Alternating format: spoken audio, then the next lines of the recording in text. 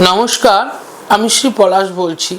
আপনাদের কয়েকটি বিশেষ ঘরোয়া টোটকা বলে দিচ্ছি, যেগুলো শুধুমাত্র বৃহস্পতির ক্ষেত্রে যারা ধনদা যন্ত্র ব্যবহার করতে পারবে না, যারা পোখরাজ পড়তে পারবে না, তাদের জন্য আমি বিশেষ প্রক্রিয়াটি বলছি। আপনারা কখনোই দরজার সামনে জুতো এবং ঝেঁটা একসঙ্গে রাখবেন না, তাহলে আপনাদের বাড়িতে প্রচুর সমস্যা দেখা দেবে। 1 নম্বর। 2 নম্বর, আপনারা কখনোই যদি বাড়িতে কোনো ভাঙা আয়না থাকে, সে আয়নায় কখনোই মুখ দেখবেন না। দেখলে আপনাদের অনেক সমস্যা হবে, যেগুলো আপনারা বুঝতে পারবেন না।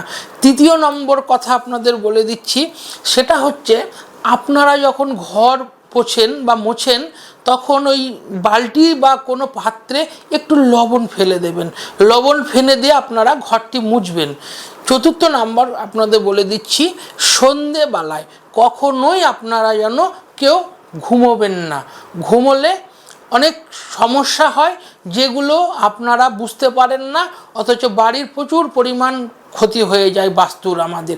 আর 5ম কথা হচ্ছে, এঁঠো বাসন কখনোই রাত্রেবেলায় এঁঠো বাসন, এঁঠো খাবার ফ্রিজে রান্নাঘরে রাখবেন না। আপনারা দরকার হলে আপনারা কোনো জায়গায় খাবারটিকে রেখে একটা কিছু দিয়ে ঢেকে দিন। যদি পরিষ্কার না করতে পারেন, ঢেকে দিন। এইটা আপনারা করতে থাকুন, আপনাদের বাড়ির সমস্ত নেগেটিভিটি দূর হয়ে যাবে। আপনারা এটা 45 দিন করুন, দেখবেন আপনাদের অনেক বাস্তুর সমস্যা দূর হয়ে গেছে।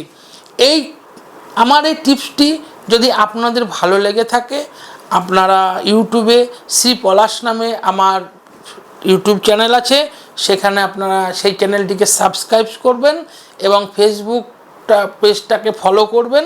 নতুন ভিডিও পেতে এই পেজটিকে আপনারা অবশ্যই ফলো করবেন। সুস্থ থাকুন, ভালো থাকুন। জয় মা তারা।